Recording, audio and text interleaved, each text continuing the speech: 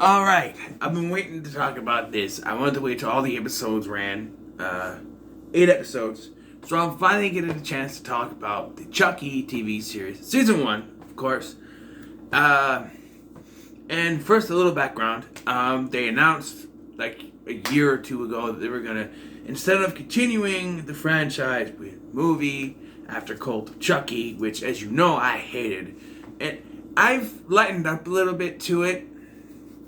After watching this show, knowing where it goes, I'm a little more okay. It's still the worst for me, but I've kind of lightened up just a little bit. And so they decided to make a TV series, and due to certain pandemic-related stuff, they weren't able to get it out last year, so it came out this year. And yeah, it was announced that, Brad Dourif was coming back, Fiona Dourif, Jennifer Tilly, Don Mancini was at the helm. It was going to have all the creative juices flowing just like the movies, even though Don Mancini kind of messed up once or twice in my eyes, if you count Cult. So, but he's never done anything completely wrong, except for Glenda. But that's fine. They do mention him, by the way, in the series, but, so I was waiting for something to tell me this is actually going to happen, and a trailer hit. Like, there was announcements, like they said, oh, the main character is going to be a 14-year-old gay boy, and I'm like, okay, that's fine, but do you have to announce it like that? Why don't you just say a 14-year-old boy, and then when we watch the show, we see, oh, he's gay. Cool. You don't have to flaunt it out there. This isn't the 90s. You don't need to have your characters flaunt, which they don't. But I'm talking about Will and Grace, where they just flaunted it around, like here. No, I think it was handled pretty well, that kind of stuff, especially in 2021 when everything is. But Don Mancini himself is gay, so if anyone knows how to handle it, it's him. So yeah, when the trailer came out, I was a bit confused because we follow the character we now know as Jake. Picks up a good guy doll from a garage sale or a yard sale, and the doll is alive, of course, and he's gonna start killing people. And I was like, wait, they said this was going to follow Cult. Where's Andy? Where's Nika? Where's Kyle? Where's all of that? It wasn't there. And I was very confused and skeptical, but I went in with, I went into the series with hope, right? Hope that something would happen. But then we got 3 or 4 episodes in, and I was like, where are they? I think it's not till partway through episode 4 or 5 that we actually get some continuation. In the middle of one of the episodes, that's when all of a sudden we're following Nika, Chucky, and Jennifer Tilly again. Or Tiffany. I'm like, wait. Yeah, we've been following these other characters for half of the season. And then we just switch to, oh, now we're going to follow up Cult of Chucky.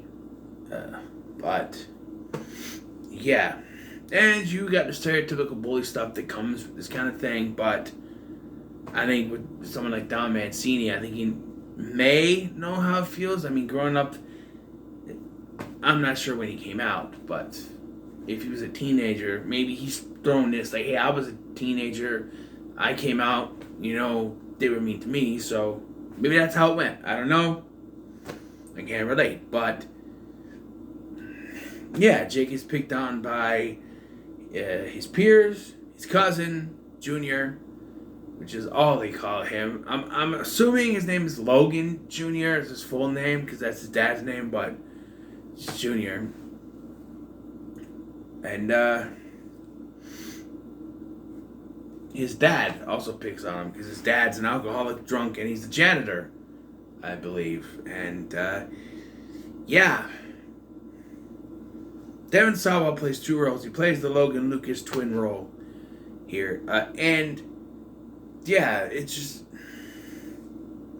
It was interesting. I wasn't sure how I was going to take these new characters because I want to see Andy. I want to see Kyle. I want to see Tiffany, Nika. I want to see the continuation of that story.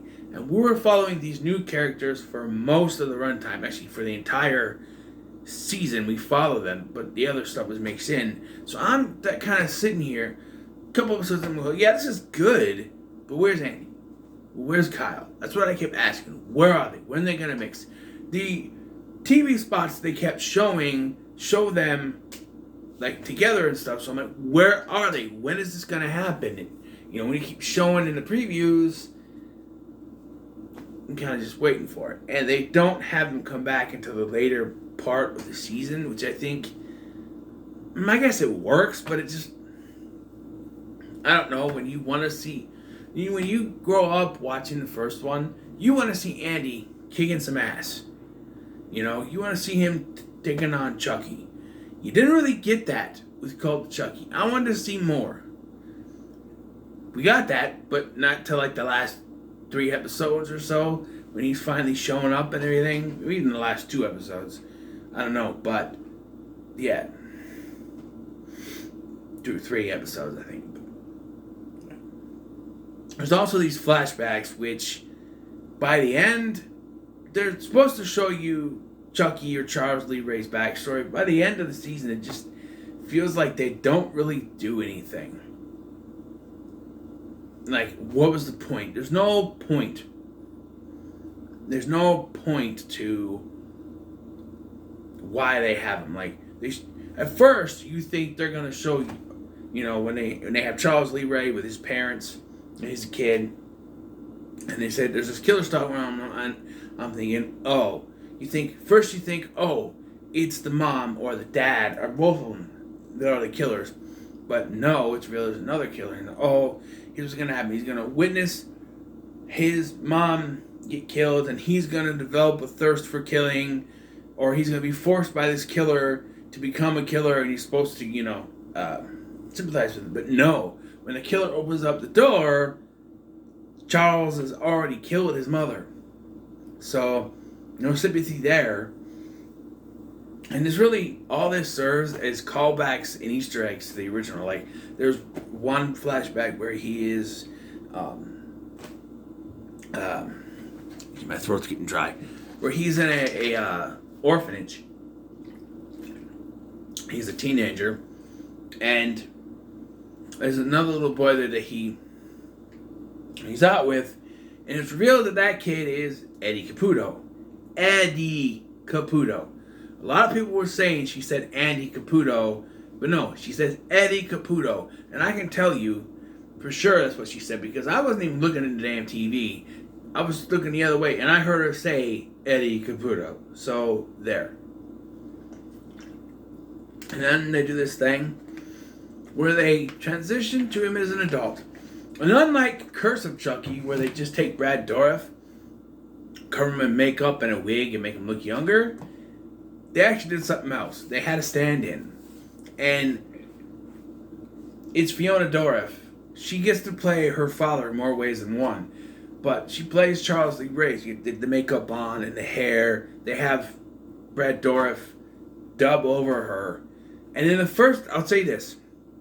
In the first episode, it looks good because she's there. He's in a bar. I say he because that's the character that he. In a bar, it's dimly lit. There's not a lot of lighting.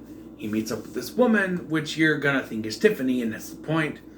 But then they're in a hotel room and they're gonna kill this woman. But Chucky or Charles seems to have a connection with this woman, so he turns on the woman he's with, and then this woman kills the other woman, and it turns out this woman is Tiffany. However, how they handle this transition. Now, because they want to throw you off, she has a different voice until she kills, and then her voice changes to Jennifer Tilly. That would have been enough. You just, it changes. It's going to be a little jarring, but okay, that's Tiffany. You got us. But they have her reference it. Like, is that my voice? No, you don't need to do that. Just having her voice change is like, oh, it's her. That's a good twist, It's a decent twist. But then you have her reference. Is that my voice? No. You know. However, once you, because they say they have these behind the scenes things that go on after the episode, and they reveal that it was Fiona Dorff under the makeup. And once you know it's her, I don't know about anyone else, but I could tell the difference. And there are times where it's actually better lit than the bar, and it doesn't look as good as they thought. There's a scene where they're in broad daylight because we have to show where they get the car that Jennifer Tilly's driving for some reason. And, yeah, it doesn't really look... It looks like someone in makeup. Sorry. And the last couple of flashbacks that they show, you know, Tiffany comes home. They push the house. Tiffany comes home. He's killing someone without her, and then he runs off. And then the only one in the finale that they show is that she's the one. Yeah, they retcon again. She's the one who called the cops on Chucky or Charles that night, which I'm gonna call bullshit on because you've retconned that night twice now. Like the original, he was just running from the detectives, right? Now, you have two different retcons in the continuity. One, because wasn't it implied that somehow Nika's mother got to the phone and called the cops on him, right? In Curse? Isn't that what it was supposed to be? That she called the cops? Because he even says, You called the cops on me? You broke up our family? Yeah, that, you know, in Curse, it's implied that it was Nika's mom that called the cops. Because that's why he stabs her. Making, you know, her paralyzed from the waist down. Nika, born paralyzed from the waist down. So now you're saying Tiffany called the cops, which doesn't make any sense with what you already showed us, Don. Stop retconning. You know, this is why. And here's the thing. Other than he's holding a Voodoo for Dummies book or a voodoo book, there's no reference to John, which is what you should have shown us. Because voodoo is a big part of the finale and what they set up, which is not really a good payoff with that anyway. Why don't we see that? No, we want to see... They want to show us how he met Tiffany. That's fine. That's great. But why can't you show us how he met John? I mean, we know this part. And I have a hard time believing that he doesn't go to Chicago till like a year before the events of Child's Play. Because it seems like he was very set up in that town beforehand. They knew him as a late short strangler. He had contacts. He knew John, who was already there. I don't think a year is enough to set all that up, especially for him to learn the voodoo chant, Dembala, which we'll get to that. But yeah, back to Jake. Jake is a character. I think he's well written. I think he's a very good character. The actor leaves something to. This kid, seems like he's always 1 second away from bawling his eyes out. He always has this look on his face. He's trying to convey emotion. He looks like he's about to cry all the time. Every emotion, every kind of bad emotion, like hate. When he's angry, he's like, but yeah, I don't know. There's just something's not right with it. But even some of the character writing for me doesn't work. The character of Lexi, for instance, and this is going to be a big one. She is the worst character at the beginning of this. And she treats Jake like the worst. She's a total fucking bitch. And, like, you're supposed to want to see her die. And there's a point, it's just really cool when it happens. Like, she's like smoking a joint. And Chucky goes to kill her. And, like, her joint gets loose. Because she's doing the thing where he jumps on her back and he's kicking his legs. Which, reference to the original Child's Play, by the way. And then, the joint hits the drapes. They set on fire, and you get this shot of Chucky walking towards her with the fire behind him and laughing, which is really cool. But it's taken away when in the very next episode you find out he didn't actually kill her. Yeah, that doesn't work for me. And then after this, she magically has a quick turnaround to where now all of a sudden she wants to work with him. Like, she doesn't warm up to him right away. It takes another episode for that to happen. But yeah, she all of a sudden wants to work with Jake and Devin, who will end up being Jake's boyfriend, by the way. Also, there is one thing they never addressed with Devin, is that he was recording Jake's conversations. They have one little scene of his mom walking in on him listening to the conversations, but it's never brought up again. I feel like this was a plot point that was supposed to mean something, and Don Mancini dropped it. But you gotta explain something like that. Why was he recording him? Because it just never comes back to him. Maybe you're supposed to throw shade on him, like, oh, we're not supposed to trust him because he hangs out with Junior and Lexi and all that. Because he goes to a party right afterward, and yeah, I don't know. At Lexi's house, by the way. That's where the fire happens. And after the fire, by the way, they have this really cool looking melted face Chucky. Looks pretty cool. I want a Funko of that, please. You can even make it this size. Sorry. Poked him. Don't kill me, please. But, yeah. But yeah, and then, a couple episodes before the finale, Jake has had enough. You know, his Aunt Bree has died.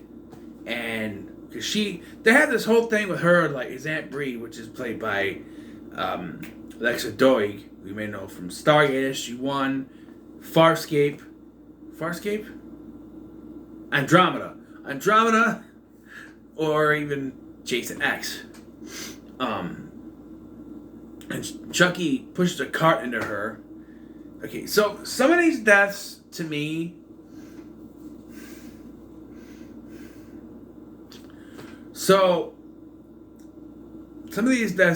that they say is a suicide, makes me, the first kill we have here is Chucky goes up to Lucas, Jake's dad, and he pukes all over the place, causing him to get electrocuted, and they say it was suicide. Did they not find the puke? Did he throw up on himself? And then later, when Bree dies, Chucky pushes the fucking cart into her, knocking her out the window. It's a suicide. So where'd the cart come from? Did she run at the window with the... I guess they could say she ran at the window with the cart to kill herself. I guess that could work. I didn't think of that.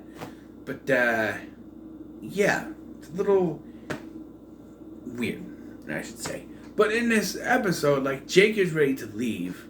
But he decides to stay because of Devin. And... yeah, it's a little cringy when he's like, I stayed because of you. And I'm like, no, that's a little too much. What would, at this point, he's going to leave. He's got nothing, really. And he's like, I'm just going to leave. But then when he comes back, because he realizes that Devin's been kidnapped, or that he's trying to find Devin or whatever, she's like, you're going to leave your new family?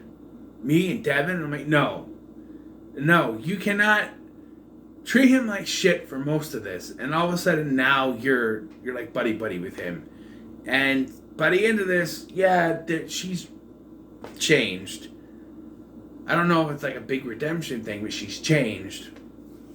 And that's good to have a character growth. But when you have her be such a terrible person at the beginning of this, and it's only 8 episodes, you don't have enough time for that growth. Especially for half of the episodes, she's a bitch.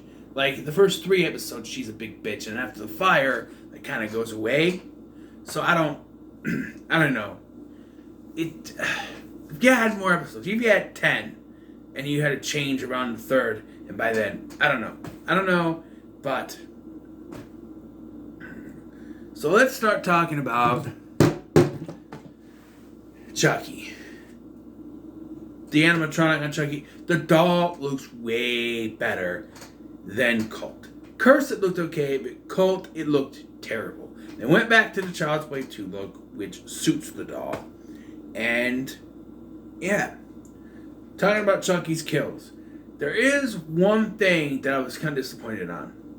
So, at the beginning of this, when Jake moves in with his aunt and uncle, the maid gets killed. And Chucky tells Jake he didn't do it.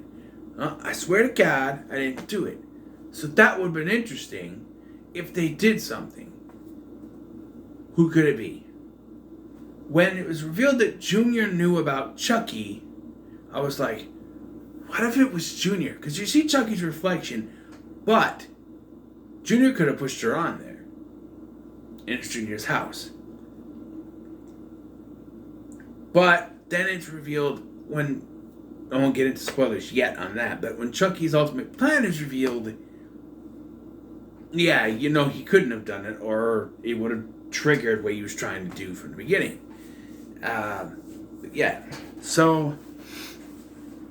Chucky is done very well. Of course, Brad Dourif comes back to do the voice. And I also like when Fiona Dourif plays Chucky, not as Charles Lee Ray, but as Chucky in Nika's body, although I'm still unclear of how he can walk in her body when her legs can't don't work, but I don't know. I'm not going to try to stress it, but yeah, I like that.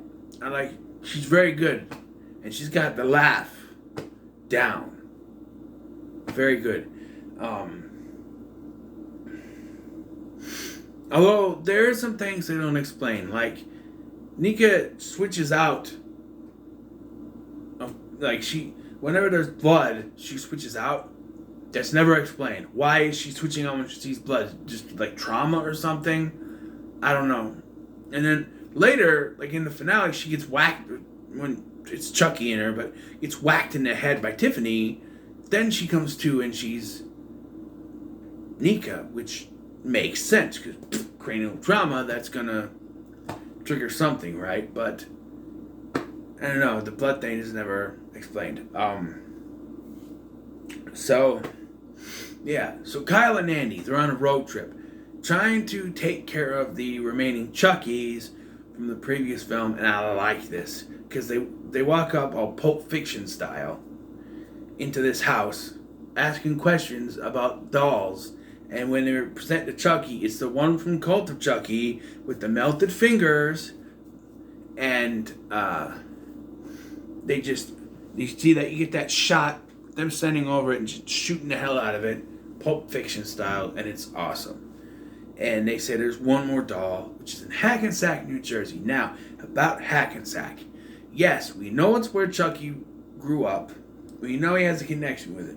But other than that, there's no real explanation as to why it has to be Hackensack that he is doing this to. Other than he grew up there. And that's where it all began. So he goes back to the beginning. I don't know. There is no real explanation as to why it has to be Hackensack. It just doesn't. And why it has to be Jake. There is a throwaway line where Tiffany calls Nika Auntie Nika to Junior. Don't take that seriously. Tiffany's a nutbag. She's not Junior's aunt. Because if she was, Junior would have recognized her, and he didn't know who she was. So, yeah, they're not related. So, I also want to clear something else up.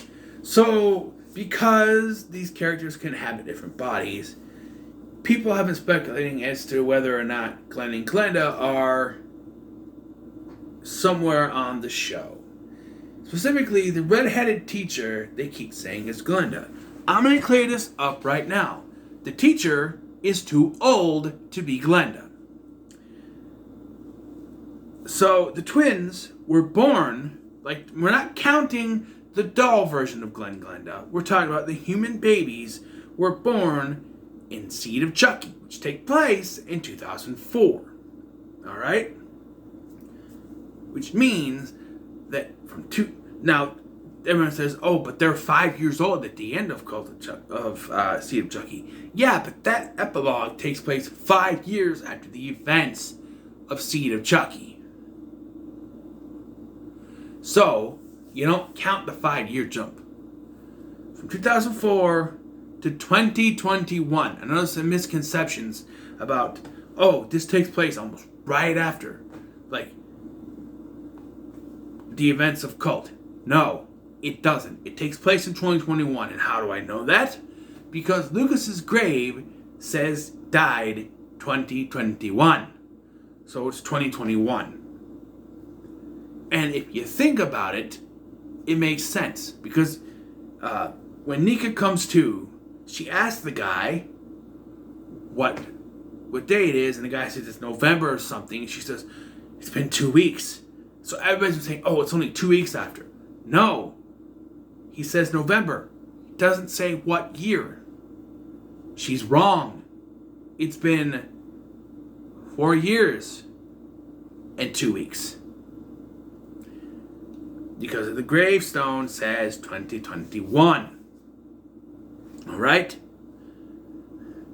So, knowing that, from 2004 to 2021 is 16 years. So, Glenda, either one, they're separated into separate bodies, they would be 16 years old. The teacher is in her 30s. It wouldn't work. She'd have to be one of their peers. That's the only way it would work. So, no. And I for a second, though, in the finale, I thought they were going to reveal it. Now, Tiffany does say that she got something from her Glenda, which is a bomb, and she calls her they, but that's not how it works. They were separated into two separate bodies. Glenn is a she, Glenn is a he. I know that Chucky calls them gender fluid, but they're in separate bodies. Now, I'm not saying that Glenn couldn't transition into a woman, into a man, and Glenn could do the same, but that would mess up the whole point of splitting them, because the whole thing is that Glenda didn't know which one he wanted to be, and now that he's split, he doesn't have to choose. So, yeah. But yeah, so, takes place 2021, teacher's not Glenda, that thing, okay? Just want to say that right now. So, let's get to Andy Barkley, alright? He and Kyle, they show up in like episode 5 or something. 5 or 6, one of the two. Taking down the dolls, right? So,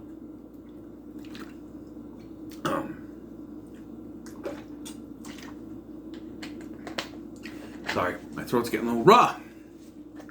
So they show up and we get a little voice cameo from Andy in the first episode. I thought it just sort of focuses on Jake and them until, the final thing. Towards the end. And so now we follow them on a road trip, and Andy leaves Kyle in the second or last episode so he can go on his own, and everybody's like, oh, he's going to sacrifice himself. I don't want Andy to die. No one does. He's the main character. We want to see him succeed and take on Chucky. But they play with your heartstrings here, folks.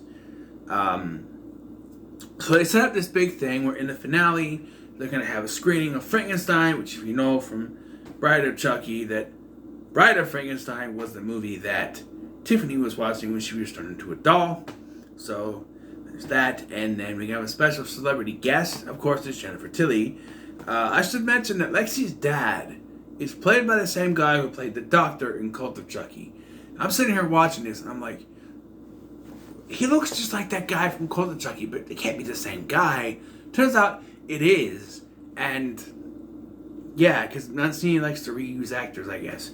Also, Barbara Allen Woods and Olivia Allen Lind, who plays Lexi, are actually mom and daughter in real life, and they play mom and daughter on the show, so that's really cool.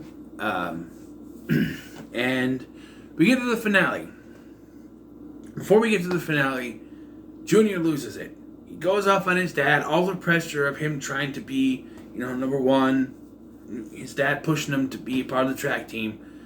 After the fire, he's told he cannot play or cannot be in the track meets because he's got lung damage. But his dad pays them off so that he can. But he was relieved when he found out he wouldn't have to do it. But now he's going to have to. All that pressure builds up to him killing his father, which sets off the voodoo ritual, which, by the way, there's no chance said. He just kills his dad, and all these other Chucky dolls come to life. And this is where it lost me for a second. I'm like, no. Because the whole thing, look, Don Mancini has wanted to do an Army of Chucky thing for a while, since Child's Play 3. It's like, well, if they pull it off right, I guess it could work. But it's never really specified how he has to get an innocent to kill. First of all, I'm not sure how innocent Junior is to begin with. Like, he was even trying to get Lexi to kill Jake. Lexi's not an innocent. I mean, come on. They treated Jake like shit. They're innocent? No. They're innocents? No. I get, they're children. But if you're an asshole, you're not an innocent, right? Jake was more of an innocent, but you're not going to get an innocent to actually kill like that. So, I don't know.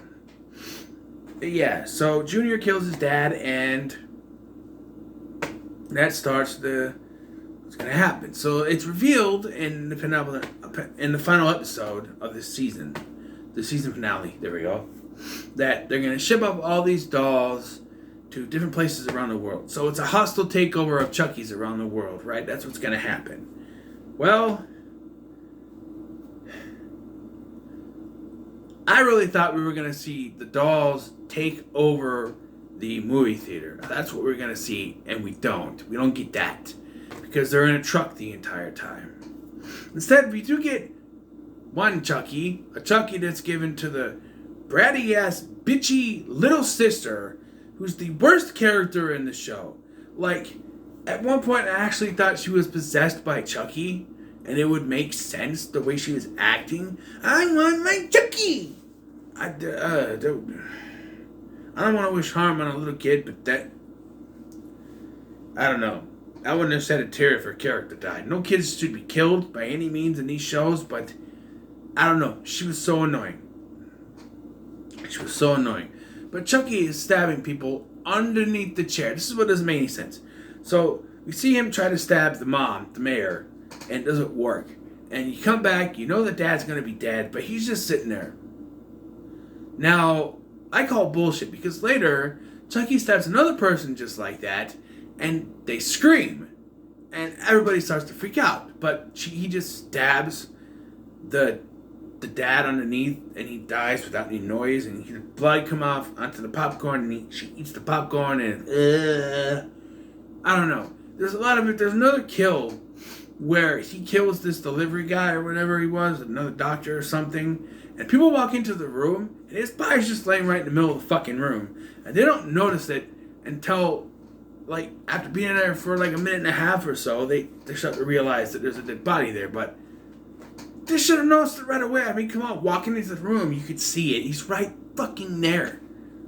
He need better eyesight if that's the case. But yeah, so, and by the way, it doesn't work that way. She's stabbing him through the chair, right? Unless he has pinpoint position to go right at their buttholes. He's just stabbing them in the butt cheeks. They're gonna have a wound. That's it. They're not gonna die from that. But every time he's just going underneath the chair and they're dying. It doesn't make any sense. And then all of a sudden he's fighting Jake and he's got this super strength. It's the power of Damballa. No, you've never had that strength before. Damballa my ass. Alright? And Jake's somehow able to overpower the power of Damballa. I do like that Chucky laughs when the Frankenstein monster throws a little girl into the water. I did kind of laugh at that. Because it's something twisted. It's something that Chucky would do. Junior, sacrifices himself. He decides to save his girlfriend, ex-girlfriend, whatever they are at this point, and attacks Chucky, but he also gets stabbed and he dies. So Jake has no family left. His dad's dead, his uncle's dead, his aunt's dead, his cousin is dead, so he's got no family left. So he's pretty much screwed. He's going to have to go to an orphanage? Orphanage. Who knows? But, yeah.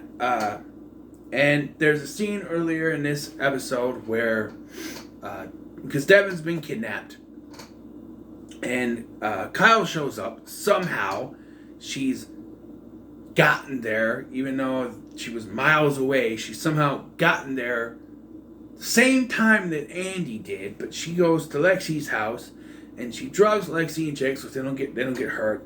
And she goes to the Charles Lee Ray house, which is where Tiffany has everything set up, right? Tiffany sets up a bomb that Glenda gave her, which is weird for a 16-year-old to do, but who knows? Maybe she's a 16-year-old genius. Who knows? But, yeah, I'm not moving on that. They're 16. Math doesn't lie, all right? So,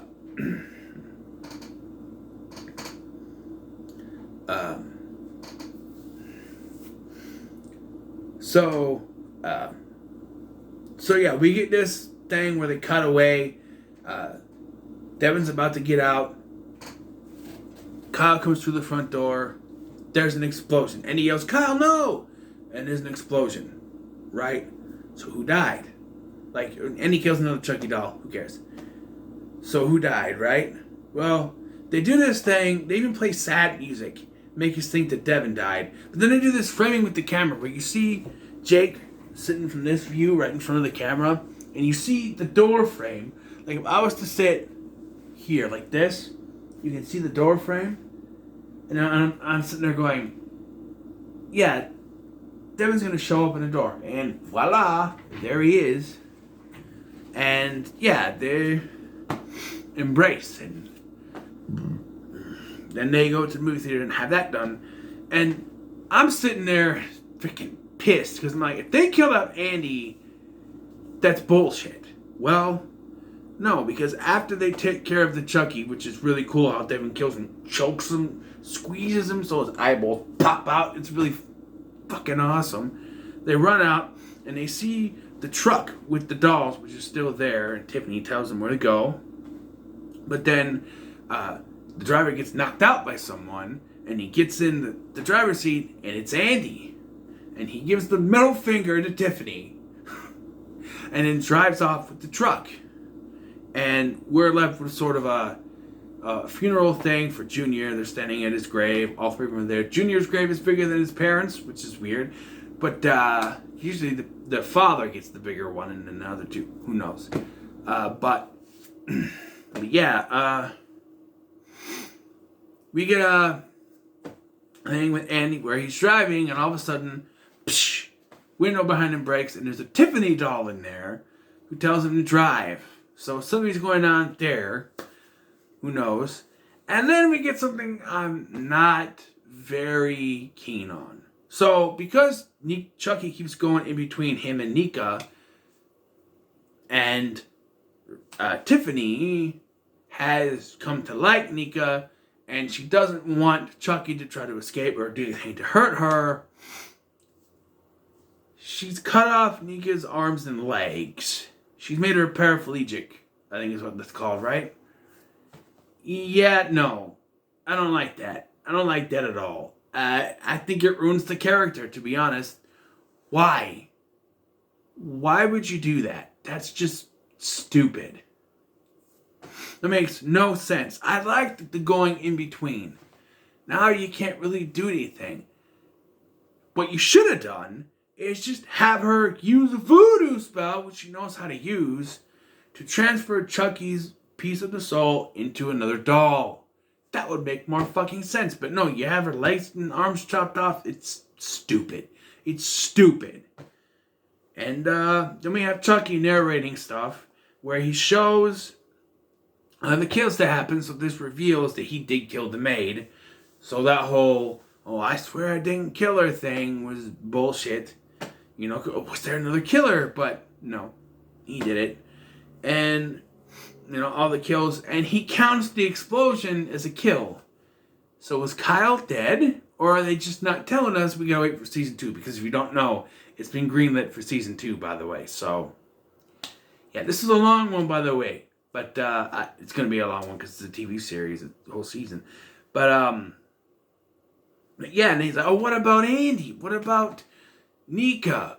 What did their future hold? And then he just goes, now for a word from our sponsors. And he goes to the credits. So, yeah, we're going to have to find out Chucky Season 2, which just says Chucky 2, which I guess if you're going by Stranger Things, which is, they do Stranger Things 2, Stranger Things 3, Stranger Things 4. So, yeah, after doing that, it just says Chucky 2. But I'm very interested in the second season. As much as I was saying, why are we following these characters? I want, you know, Andy back. I hope we do still follow Jake for some reason. I hope they, like, explain to us why he chose Hackensack. I want an explanation. I want to follow Jake and those characters again. Even though with Andy driving away, that doesn't really make any sense. And why would they have another doll show up there again? I don't know.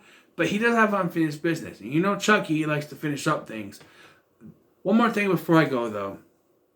There was some discussion on whether or not Devin's dad...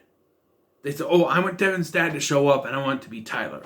Well, they already said that Devin's dad is dead, so that's not going to happen. And they could make it that his dad is Tyler and have him dead, like in military combat or whatever, because the actor's never going to show up unless they recast him, because I believe Jeremy Silvers, who played the character, is in jail. So, I don't know how well that would work, but yeah, overall, pretty good. I really enjoyed it week after week. There's some decent kills, some decent comedy. Not bad with some of the characters. Some of the turnarounds with, like, Lexi didn't really work for me, but overall, pretty good. So what are your thoughts on Chucky Season 1? Let me know in the comments below. Make sure to like, share, and subscribe. Thanks for watching. I've been Scotty, and I'll see you in the next one.